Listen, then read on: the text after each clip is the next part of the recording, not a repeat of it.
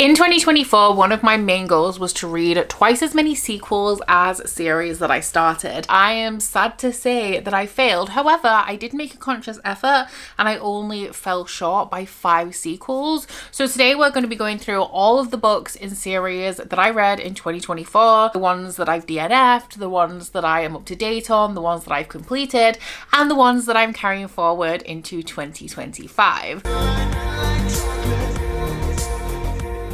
So like I said, we didn't quite hit the goal that I was aiming for. I read 53 sequels and I started 29 new series in 2024. So to break even, I would have had to read 5 more sequels. And what I found is that when I was kind of catching up, if I even just started like 2 series in a month, then I was obviously thrown off balance. However, it's actually not as bad as it seems, because while I started a bunch of series, I actually DNF'd a bunch of series in 2024. To be exact, I DNF'd 14, which is 3 more series than I DNF'd from 2023. And out of the 29 series that I started in 2024, only 10 of them are ones that I'm carrying forward. So the other 18 of them I've either completed or decided to DNF, which actually I don't think is too bad. So if you are unfamiliar with this big series overview that I do at the end of the year, I have made a mid-year version that I posted in July.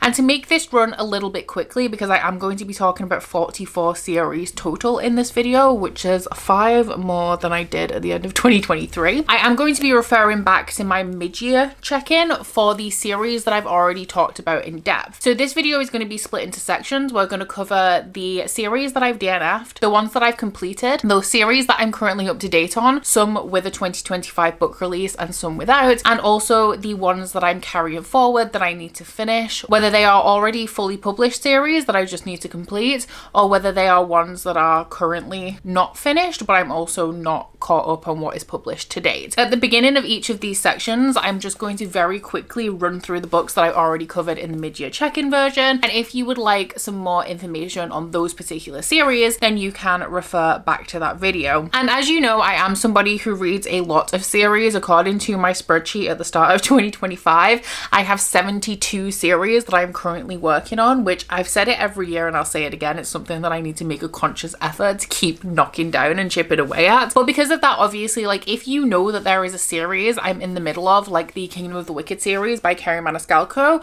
and you're wondering why it's not present in this video, it's because while I am still in the middle of it, while I am still working on it, I have not read an installment from that series in the past year, and so I won't be talking about it in this video. So we are going to be starting off with the DNFs. I do not own any of these, you will be unsurprised to hear, but there are 14 of them in total, 7 of which I have already talked about in my mid-year check-in version of this video. So the first one of those is The Hurricane Wars by Theo Guanzon. This one actually made my worst books of the year list if you want to go and check that out, and this one is like a new adult romantasy series that is also like Kylo Ren and Rey fan fiction. I also DNF'd the Splintered series by A.G. Howard, which is a young adult Alice in Wonderland retelling. I also sadly DNF'd the Fruits Basket series, which is a very well-loved manga. I also DNF'd the Children of Blood and Bone series by Tomi Adeyemi, which is a YA high fantasy series. I thought that the first book started off very strong, but then kind of like peaced off towards the end. One that I was low-key thinking about continuing, which I've decided that I'm not going to now, is the Knockabout series by Lucy Score, which is a series of contemporary romances set in a small town. Another contemporary romance series that I found to be very entertaining but not especially good is the Dark Prince Road series. I think this one is it Parker Huntington and LJ Shen? Wild, entertaining,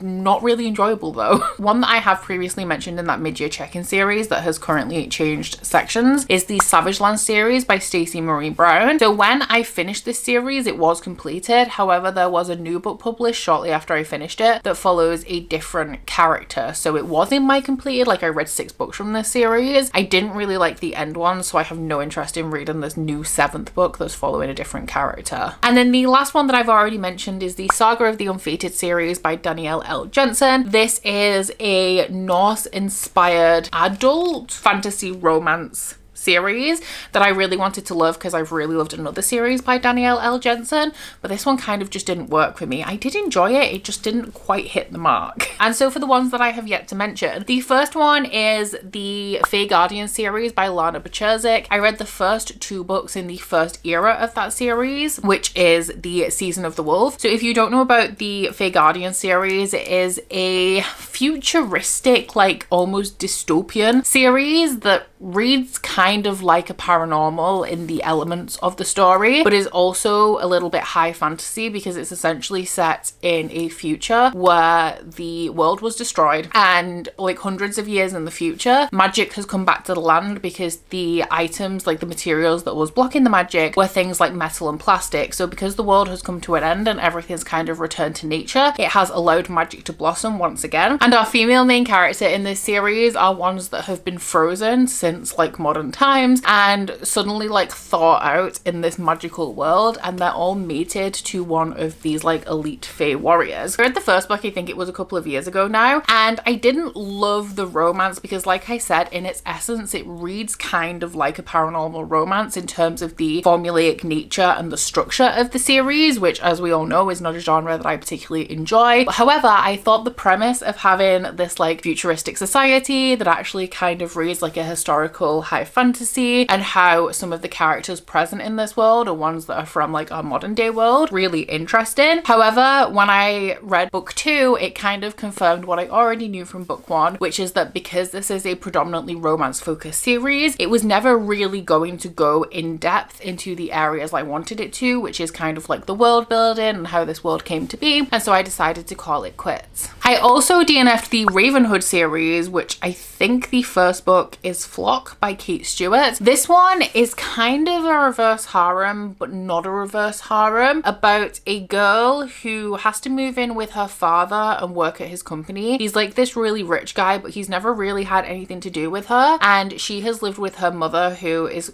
not poor, but they've had like quite a normal life, and she has to move in with her father to work for his company to unlock her inheritance. And she meets this group of boys who are involved in something super secretive, and I read the entire first book and that's pretty much as far as I got because I just felt like it was being purposefully vague to keep your attention, but actually it was getting super convoluted in the way that they were dancing around everything that they were talking about. The first book ended on a really big cliffhanger, so I did read like the first couple of chapters of book 2, and I was like, you know what, I am not actually this invested in this series, so I decided to just cut my losses there. I also DNF'd the Powerless series by Lauren Roberts, which is a series that people have been losing their minds over this year. It is a new adult romancy series, and I was super disinterested while I was reading it. The main issue is that it really couldn't hold my attention, so if I'm being honest, I couldn't tell you very much about the plot of this one now. I think it's set in a world where you're not allowed to have powers, and of course our main character does, and she ends up in this tournament that is associated with the princes of the world. It is very much like a Red Queen Hunger Games mashup. However, when I say that, I don't really mean that it was inspired by those series. I mean it is literally sections of those series smashed together. My main issue is that there were actual scenes from Red Queen, which is one of my favorite series by Victoria Aveyard,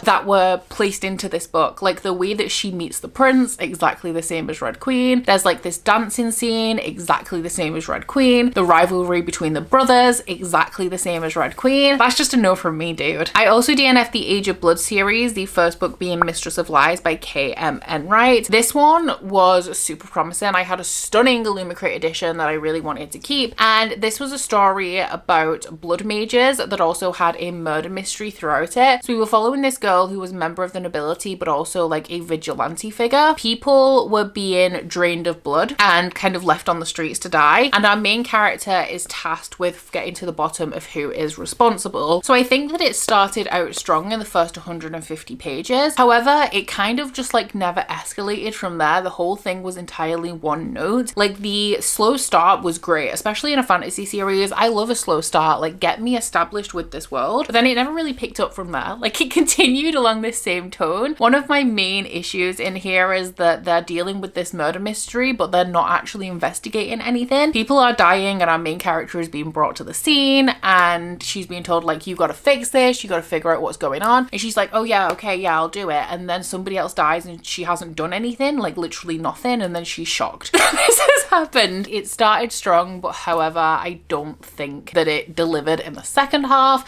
And so I was very, very bored and I have no interest in continuing with this one. One that was very similar in that they both have poly romances that I don't think were very well executed is the Summoner's Circle series by S.T. Gibson, the first book being Evocation. This one also started off so strong and I was loving it so much. Like, I love fantasy series that are about like psychics and tarot readers and mediums. Like, the vibes are immaculate and I was really excited for this one. However, I really felt like the romantic relationship that was going on really just overtook the plot, because in this one we are following a married couple and we're also following the ex-boyfriend of the man in this married couple. They have a lot of issues, like they've worked together for a long time. However, they like something's happened in their friendship and they're no longer speaking. I think the guy who's in the marriage is Reese and the other guy, the friend, is David. And David comes to Reese because he believes that he's been possessed and he really needs help exorcising this demon from his brain before it kills him.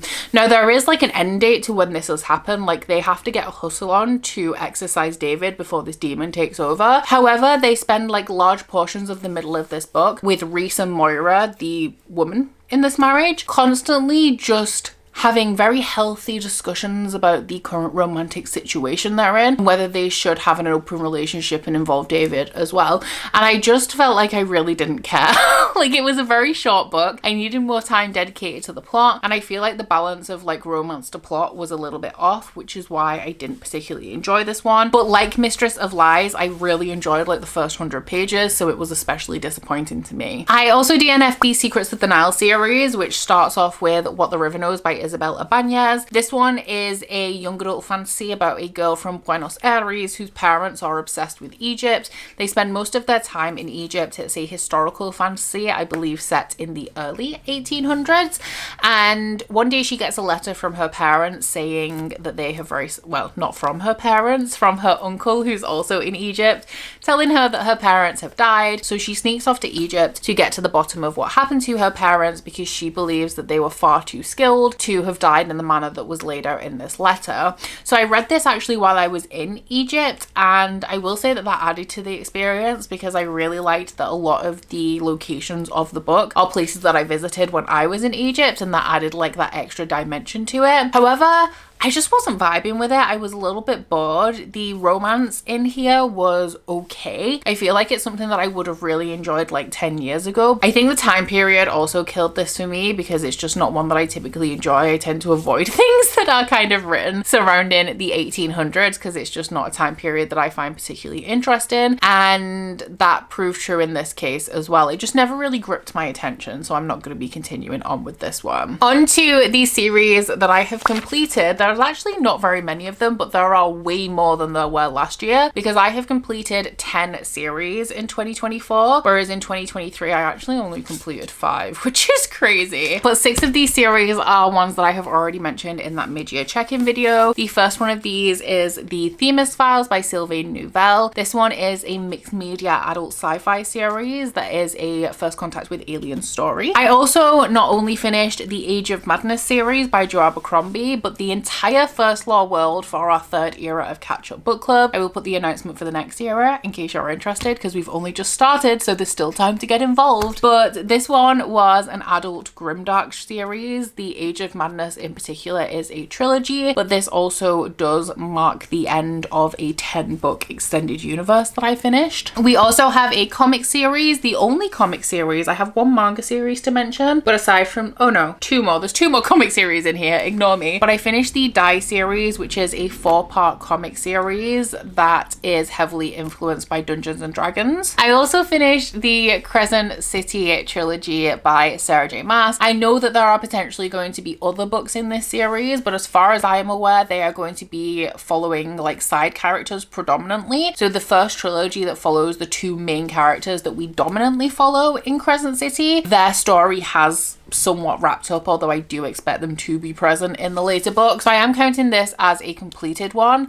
I reread books 1 and 2 this year, and I also read the third book, which is in my worst books of the year video as well. I also finished the Poison Study series by Maria V. Snyder, which is like a classic fantasy romance series. And then the last one that I've already mentioned is the War of Lost Hearts series by Carissa Broadbent, which is a adult indie fantasy romance series, very reminiscent of things like Throne of Glass, and it was the last series that I read for my Alpha Ho book club series, which is my Patreon book club. So at least 4 that I have not mentioned. The first 2 are ones that I have finished and unhauled, and the first one of those is the Hazelwood Duology by Melissa Albert. So this one is a contemporary fantasy that also is, I guess, a little bit of a portal fantasy, following a girl who is the granddaughter of a woman who wrote this iconic book of fairy tales. It only had like a few printings, like not very many copies were made, but the people who love this book are obsessed with it, and her mother has never wanted anything to do with this legacy, so they have always been on the run. However, her grandmother's legacy does start to catch up with her. So I really enjoyed the first book, even though it was very, very bizarre, and I wanted to read the second because it was just a duology and they're not very big. So I finally got around to it. It's been a few years since I read book 1, and it just wasn't as enjoyable, and I felt like it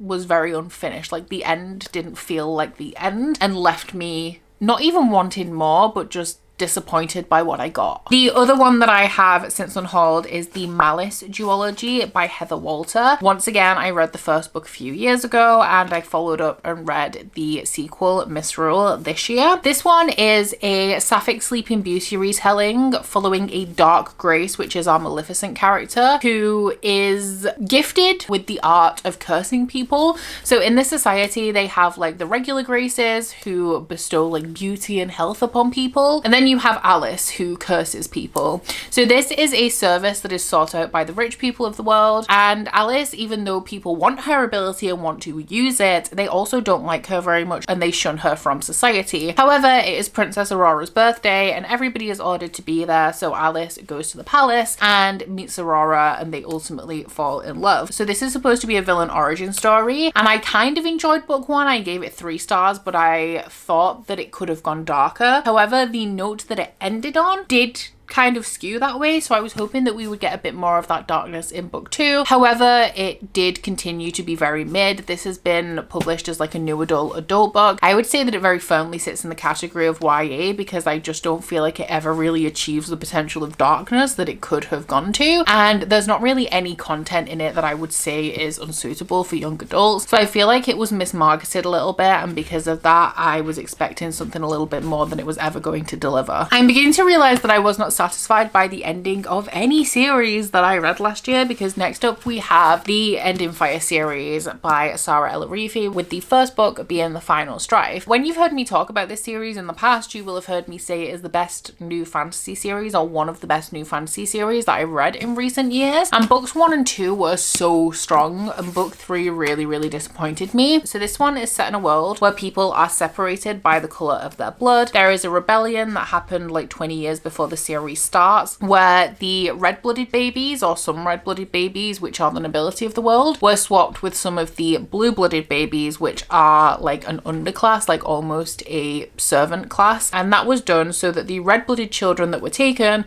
could be raised amongst blue-blooded families and really see the oppression that was faced by the other blood colours, and then eventually entered into a series of trials that selects the next leaders of the world, with the hope that they would be selected and make change that brings about equality. So that kind of forms the structure of the first book, the people that were trained to take part in this tournament and the tournament itself, and then the second book really opens up the world. So I was really hoping that Sarah El-Arifi was going to bring this to a dynamic conclusion. However, I found it to be incredibly lackluster. I thought that the way some of the characters and what was going on with them was treated was very kind of like underdeveloped, when everything else in this world up to this date had been very well developed, and then like little strands of information about characters were really carried through the series to be believable, and not just like a little throwaway nugget of information that is like present once and then disregarded. I also thought that the middle of this was incredibly boring. The characters were more infuriating than they ever had been, and that's saying a lot because something that Sarah El-Arifi does really well is writes really irritating characters. I would say that they're supposed to be as well. It's not just like the characters are bad and I hate them. Like, they have very irritating personality traits. I will say that the end, like 15%, was really good and I felt like the same quality as the first two books, but otherwise I just really don't think that book 3 was up to scratch and on par with the rest of the series. And then the last one I have that I completed is the Cerulean Chronicles by TJ Klune. So this is an instance of a standalone that received a sequel in 2024. I gave The House in the Cerulean Sea 5 stars when I read it a couple of years ago, and so I did pick up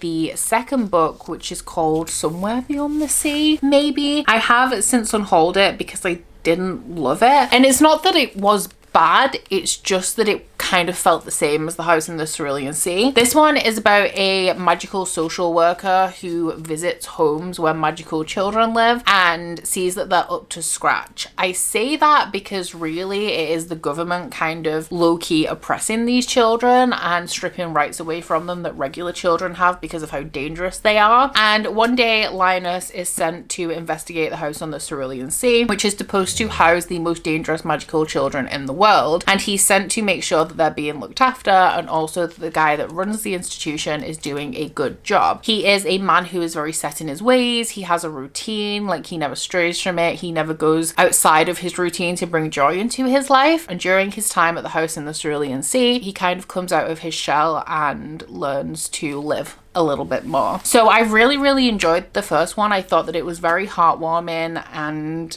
took me by surprise because I don't read a lot of like cozy or heartwarming books. And then the sequel was pretty much exactly the same. It follows the same plot structure. It's the same fight against the same system. It is the same outcome. And I just wanted it to do a little bit more. Now, I know in the, I think it's the acknowledgements or the foreword of that book, it is very much like a love letter to the queer community from TJ Klune at a time when obviously like things are shifting in the world and not for the better for the most part. So that was the reason why it was written. But in terms like if you take that away, if you don't know that, which I like to go into books and kind of review them without context, like just on the fact that they're a book, I don't think it was necessary because it was just reading the same thing again for me. For these series that I'm currently up to date on, now I normally split these into two categories of ones that I'm up to date on that don't have a sequel announced for 2025 and ones that I'm up to date on that do have sequels announced for 2025. However, there's actually only one that currently doesn't have a release date for the third book in the series, and I actually think it's going to, like I do think it is going to come out at some point in the next year. So we're just going to lump them all together. So we have 6 series that I'm up to date on, which is 2 less than I was at the end of 2023. I can't decide if that's a good thing or a bad thing because overall I am carrying less open series forward into the year, so I feel like it's a doesn't matter thing. Like it's neither good nor bad. But the ones that I have already mentioned in the mid-year check-in, the first one is another Sarah El-Arifi series, which is Feybound. This one is the first book in a new, it's more fantasy romance lead-in, but this was in the fantasy romance category for the Goodreads Awards, and I wouldn't say it is a fantasy romance. While there are romantic plots running through here, I would say it's like an adult fantasy. That aside, the next book is coming out in, I think it's February. I have it pre-ordered. And then the other one that I already mentioned is The Crimson Moth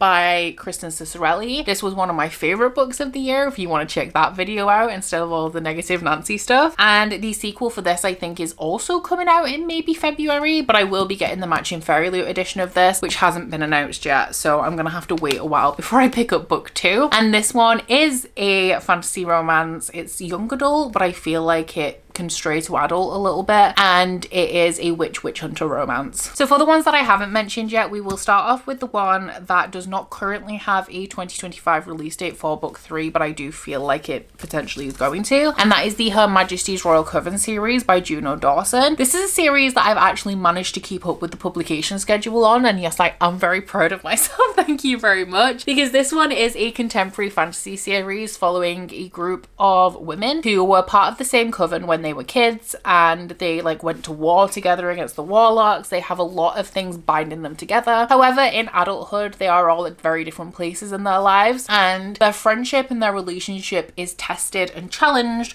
when a prophecy is uncovered that the Sullied Child is going to summon the demon that heralds the end of days. And one of our characters believes that she's found the Sullied Child, so she asks her old friend to try and rehabilitate this child before they turn into the person coven that is going to bring about the end of days. So the book that I read in this series this year was the novella that was released called Queen Bee, which is actually about the origin of Her Majesty's Royal Coven, which is the governing body of witches in the United Kingdom, if you didn't know. And it's following the aftermath of Anne Boleyn's death, where we have two witches, one who is responsible for her death and one who loved her very much. So I didn't love the prequel, if I'm being honest, but it's what Juno Dawson gave us this year, so I read it, and I'm very much hoping that book 3 is going to get a 2025 release date. One that I read recently, the sequel is actually, it's in a box right there, it'll be in my February unboxing, but that one is Five Broken Blades by Mike Holland. This is one that sounded interesting to me, but I actually wasn't expecting great things from it because of all of the kind of mediocre reviews I'd seen. But this is a classic heist story where we're following 6 characters who are on their way to kill the king. They all have sketchy backgrounds apart from one, because we have 5 broken blades who are kind of the criminals and miscreants that have been assembled to complete this task, and also one guy who's the son of a duke who's just escorting one of these people. Obviously along the way things get a little messy, unexpected obstacles end up in their way, everyone falls in love with each other, and the pairings are obvious from the start. And I feel like this is very reminiscent of a lot of things I've read in the past and really loved, like of course Six of Crows. Because of that, it did receive a lot of like mediocre reviews, but I just really enjoyed it. It also has a full cast audiobook, and I really liked all of the narrators, which helped. And I think going into this with lower expectations made it something that I ended up really enjoying, and am now excited to continue. And I'm actually hoping to read the sequel in February. One that I was not sure that I enjoyed, but the more I think about it, the more I did enjoy it, is the Time of Iron series by Sarah Rees Brennan. So I think the release date for book 2 of this is like later in the year, in like October or something. I know it isn't in my anticipated releases video, so it's like after June. But this one is an interesting one because, like with the House in the Cerulean Sea, I do like to read books without context. However, this is one that you kind of need context to kind of understand parts of it, because this is about a girl who is dying of cancer, and somebody appears at her bedside in the hospital and tells her like the experimental treatment that you've been going through is not going to work. You're going to die, and you can stay here and you can die, or you can go into the pages of your favorite book, and if you find this flower that blossoms on this particular day and bring it back, then you'll be cured and you can live. So she thinks that this isn't real anyway, so she agrees to it, and lo and behold, she finds herself in the pages of her favorite book series, A Time of Iron. However, she is the villain character that gets executed very early on, and she arrives in this world at the day before her execution. So the things that I didn't love about this is that it is super meta, because the main character is so aware that she is in the body of a character that is in a book.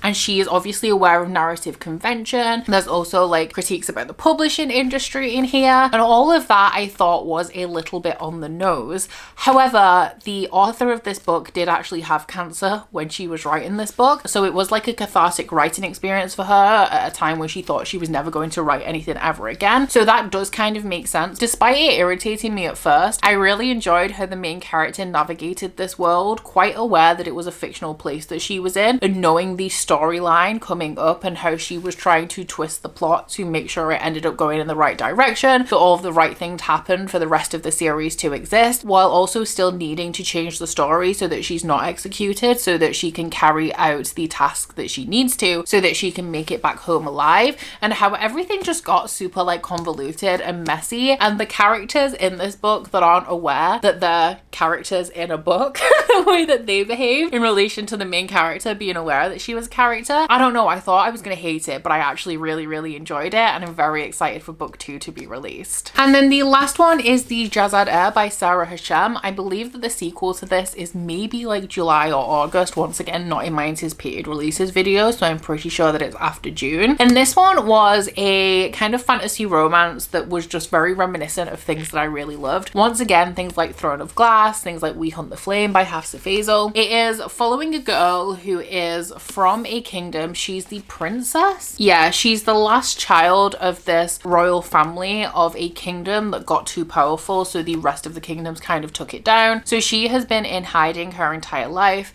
until she is being chased by this soldier, and she accidentally reveals her magic, and she's found out by the prince of the country that was created simply to keep all of the magic wielders in check, and he ends up recruiting her for a specific purpose. She obviously does not want to go along with this, and actually she just wants a peaceful life for herself. She doesn't want to join any rebellions to take back her throne. She doesn't want to do anything for the prince that brings attention to her. She just wants to live in anonymity, but she ends up intersecting with all of these different parties who are trying to either, like I said, reinstate the kingdom or kill her, while she's also inexplicably being drawn to the one person that she's not supposed to be, which is of course the prince of her enemy's country.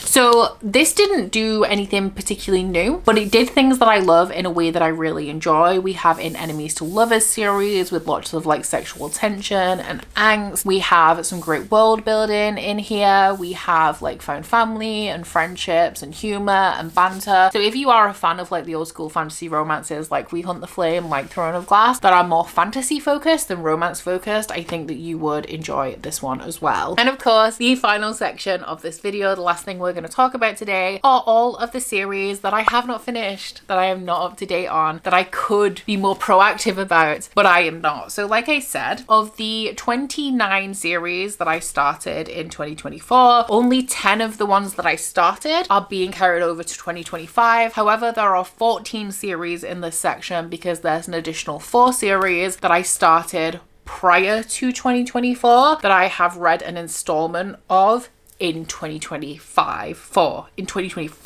if that makes any sense. What is time? I don't know. So 10 of these series are ones that are currently fully published, so they have been released in their entirety. All of the books are available, I just need to read them, and 7 of those series are ones that I have already mentioned in the mid-year check-in. So we have the If the Shakespeare Were an Auntie series by Nisha Sharma. This one is a romance trilogy. We have the Pretty Little Liars series by Sarah Shepherd. I'm currently reading 1 book a month of this series with my patrons, and I'm currently 9 books in out of 60, and so this should be done this year. We have the Hades and Persephone saga by Scarlett St. Clair. This one I started a few years ago. It is a fantasy romance, like contemporary fantasy romance, Hades and Persephone retelling, and I read the 2nd book this year. We do of course have the Wheel of Time series by Robert Jordan. I have no idea how many books in this series I read in 2024, but I am currently about 20% of the way through book 12, and I think I'm going to be finishing this in June. This is of course a very large adult epic fantasy series. We have the Brutal Birthright series by Sophie Lark. This one is a mafia romance series, and I read book 2 in 2024. We of course have the Plated Prisoner series by Raven Kennedy. This one is a high fantasy romance King Midas retelling, and I read book 4 in 2024, and I need to read book 5 and 6 ASAP. And then the last one I've already mentioned is Dreaming Some by Ichigo Takano. I believe I just read 1 volume in 2024, and I think it was volume 5. So for the 3 that I have not mentioned, the first one is one that I unhold, and that is the first book in the Brightfall series by Ashley Herring Blake. The first book being Delilah Green Doesn't Care, which is the one that I read. So this one is a trilogy of contemporary sapphic romances. The first one is following Delilah Green, who is kind of forced to go back to her hometown by her stepmother to photograph her stepsister's wedding. However, her and her stepsister do not get on. Like, she's always felt out of place in this family, and the love interest in this one is one of her stepsister's best friends. I really enjoyed this one. I felt like it wasn't something that I needed to keep, but it's something where I think I will continue on with the series down the line, and my library has books 2 and 3, so I decided I would unhaul book 1 and just get books 2 and 3 from the library. But I really liked the contemporary issues and like the personal issues that the main characters were dealing with in this one, and the romance was just kind of like a plus for me. 2 fantasy romance series that I really enjoyed in 2024. The first one I read books 1 and 2 back to back, and book 3 I was supposed to have already started, but I think I'm going to try and add it to my February TBR, and that is The Shadows of the Tenebrous Court by Claire Sager. So Claire Sager actually has a big world of books that I didn't know about when I started this series, so go on her Instagram. she has like multiple reading orders if you would like to get into Claire Sager. But I'm pretty sure that this is done with book 3 because I think there's going to be like some side character spin-offs, but they tend to form like the basis of other series in the same world, or maybe standalones in the world, as opposed to being directly connected to a trilogy. And this one is following a woman who is married. She was married off when she was younger by her family. She hates her husband. He gets her into debt all of the time. And to clear his debts, she is actually a highwaywoman. So one day she relieves a Fey man of his valuables and she thinks that he's going to come and claim them back. However, to her surprise, the person who comes knocking on her door the next day is not this Fey gentleman. It is actually somebody from the Queen's Court who is summoning her to become a lady in waiting, which she thinks is very bizarre because while she is a noblewoman, she is not one of very high standing. She's practically impoverished at this point. However, she goes along only to find out that it's the royal spy master who summoned her because he wants her to spy on a Fey lord who he believes is scheming against the Queen. The spy master convinces her to do it by paying her handsomely, which will of course help the debt that her husband has put them in. And lo and behold, the Fey man that she is tasked with spying on is the same one who she has stolen from, and he has not forgotten her face. So I really loved book 1. It's the kind of like, I want to say it's an indie fantasy romance series that reads like one. Like, it's a super slow build. Like, there's a lot of scenes where not a lot is happening. It is fantasy focused in that there is a strong fantasy plot, but we also have plenty of time, which is just the characters being forced into these scenarios where they have to interact. And while I would say it's not the best fantasy romance series that I've read, I would say that it was very compelling, and I read it at a time where everything I was reading was super mediocre. So I was just really happy to be invested in a series. But I would compare this in terms of the pace and the tone of it to things like the Plated Prisoner series and also the Blood and Ash series. Is that something that you're interested in? I definitely feel that you may potentially also really enjoy Claire Sager. Then the other fantasy romance series is the first book of my new Patreon book club series. We will be reading book 2 across January and February, but that one is the Lady of Darkness series by Melissa K. Rowrich, which I know in this video I've compared a lot of series to Throne of Glass. That is just because Throne of Glass is like a stand-up fantasy romance series for me that's like fantasy focused, and also I like to reminisce about the times when Sarah J. Maas books were actually really good. But this one is really like Throne of Glass. This is like all of the elements of Throne of Glass shaken in a bag and reassembled, and I'm actually not mad about it. This one is following an assassin who is living on the grounds of this like nobleman's estate. Something mysterious has happened in her past where she's become estranged from like the Lord of Assassins, the person who took her in when her mother died and raised her and trained her. We don't immediately know what that is at the beginning of this series, but the Assassin Lord tries to bring her back into the fold by offering her a job that she cannot resist, which is an opportunity to take revenge on the Fey Fire Lord that killed her mother. This has its flaws. It was a little bit repetitive. Main character is infuriating. I will give her that. Like, she is modeled off Selena Sardothian, who is also irritating, but this girl Scarlet, she is 10 times worse than Selena. I did really like the main romance that we had going on in here though, and while it was a little bit slow and felt a little bit tedious in the middle because the main characters were just rehashing the same argument over and over again, I do really like the fantasy and the fantasy plot going in here, which once again is very reminiscent of Throne of Glass. I like that the main character has like past romantic entanglements that are coming to play and creating tension in this series, although I believe that that guy gets insufferable in book 2. And overall, it was a pretty solid start to a fantasy romance series. Once again, not the best thing that I've ever read, but definitely enjoyable and one that definitely has potential to grip me in later books. And then the last 4 series that I'm going to be talking about are the ones that I have to continue on with. I haven't finished them, but they're also not finished. So there are books that have been published in this series that I have not read, but there's also more to come. Of these 4, 2 I've already mentioned in my mid-year check-in. The first one is the All Souls series by Deborah Harkness, starting off with The Discovery of Witches. I believe in 2024 I read books 2 and 3, so I have completed the core trilogy in this one, but I still have 2 books to go. One follows one of my favorite side characters, and then the next one revisits the main 2 characters from the first 3 books. I put this one into the category of series that isn't finished, but honestly, I don't know if it is. The way that Deborah Harkness keeps coming back and adding on to this series, I'm gonna say it's potentially not finished. However, it could be for all I know. But anyway, I don't need to talk about this one so much. It's like an adult paranormal romance series concerning mainly like vampires and witches. The second one I've already mentioned. I've just realized I picked up volume 2 off my shelves instead of volume 1, but it is Lore Olympus by Rachel Smith. This one is an adult fantasy romance Hades and Persephone retelling, and it is stunning and beautiful and wholesome, and I would definitely recommend. And then the two that I haven't mentioned, the first one is the Mortal Fate series by J. Bray, the first book being The Crown of Oaths and Curses. However, I have read 2 prequel novellas before I got into book 1, and book 2 has currently been published, but I think there's at least one more book coming. So this one is a fated mates fantasy romance, once again in the same vein tonally and regarding pace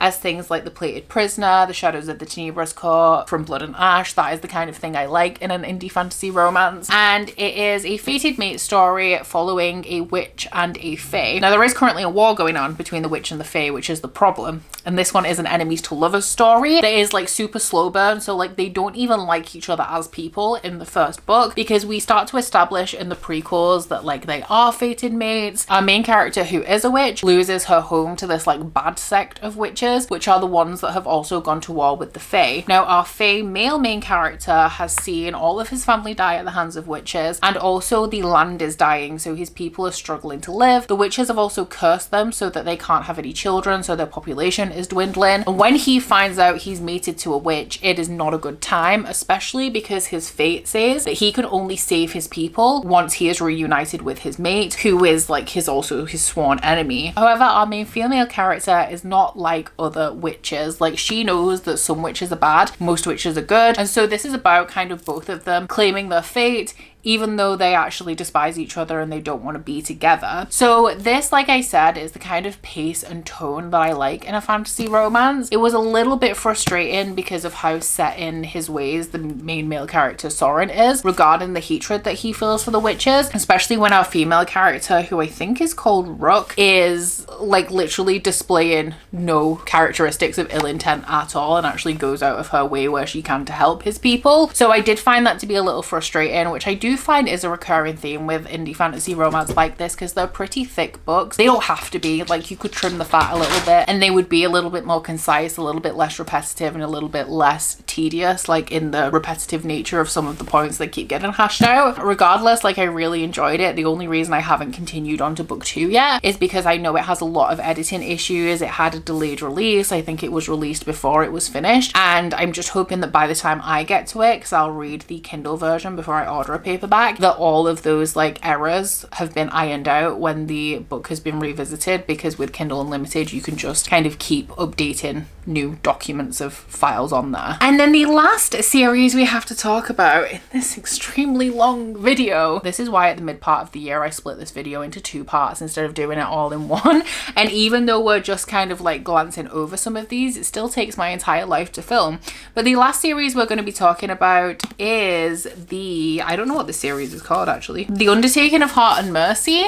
I feel like it should have a better name for the series, but if it does, I do not know it. But this one is a series of fantasy romances that are very much written in the style of like a rom-com as opposed to like a fantasy romance like this. This is set in a fantastical world. If you're going into this series for the first time, just don't think about the world building too much, because I did and it didn't make sense, and I still don't understand it, and that is why I gave this book 4 stars and not 5, because I need to understand things. But I would advise you to just roll with it. Just take it with a pinch of salt, because it is just a rom-com on the backdrop of a fantasy world. But this is a world where they have these zombie-like creatures that exist in this plane that you can access through a portal. Our main male character, Hart, is a marshal. I keep wanting to call him a ranger, but he's a marshal who is tasked with patrolling this area, killing these zombie-like creatures and bringing them back to undertakers for proper burial. One of the undertakers he has to deal with on a regular basis is Mercy, and he cannot stand her. So this one is a hate to love kind of relationship that is also a retelling of You've Got Mail, because while these two despise each other, I think in a moment of extreme loneliness, which is like the story of his life, Hart writes an anonymous letter that somehow makes its way to Mercy. Mercy is an undertaker that currently has the responsibility of upholding her entire family business because her sister has like been away, started a new life like away from the business. Her brother was supposed to take over and he comes back from university and says that he actually really doesn't want to be an undertaker. And her father has been ill and he currently can't take on the level of responsibilities that he has previously. So she's under a lot of pressure, and the reason why they dislike each other is just because they caught each other on a bad day and crosswords were exchanged. Now they've decided that they're each other's nemesis, which once again is one of the reasons why I gave this 4 and not 5 stars, because I felt like the reason why they disliked each other was a little bit silly, especially the level of dislike they had for each other. But they essentially exchange these anonymous letters, grow a bit closer, and kind of realize that the person that they think each other is not actually the person that they are, and they grow closer through that. So I do have book 2 in this series that I haven't read yet. They are kind of standalones, all set in the same world, interconnecting characters, but the plots of them are like independent because it is more like a rom-com structure than a fantasy romance. And book 3 I believe is going to be published in 2025, so I'll be picking that up as well. These ones, in case you're interested as well, are the absolutely gorgeous Fairy Loot editions. So those were the 44 series that I have either DNF'd, completed, I'm up to date on, or made progress on in the year of 2024. It was a lot. It's always a lot. I still am going into 2025 keeping the goal of attempting to read twice as many sequels as series I've started. I feel like this series that I'm currently in the middle of are less likely to get out of control as they have in the past. I made a video like a couple of years ago that was going through my spreadsheet and being ruthless about like, I'm not going to continue this series, and I am less forgiving when it comes to just books in general. I've already DNF'd 4 books in January, and also continuing series where I don't really care that much. Like I just don't do it anymore. I have no interest in doing it. So I feel like we're less likely to get out of control. Even if I'm starting a bunch of series, there is like a high chance that I'm also going to DNF a bunch. So the ones that are ongoing aren't as unmanageable as they have been previously. But down in the comments, please let me know what the last series you completed in 2024 was. And if you would like to let me know that you were here but you don't feel like you have anything to say, leave me a skull emoji in the comments for the undertaking of Heart and Mercy. But aside from that, guys, thanks for tuning in. The next video is going to be my final wrap-up video for 2024, which is going to be my 2024 reading stats. So do stay tuned for that if you are at all interested. But aside from that, guys, please don't forget to like this video if you liked it and subscribe if you wanna. If you head into my description box, you will find a link to my Goodreads, my Instagram, and my Patreon if you would like to join me on any of those. But that's it from me today, guys. Bye! Oh, you bite your friend like chocolate. You say you'll go when nobody knows, with guns hidden under our petticoats. We're never gonna quit it, no, we're never gonna quit it, no.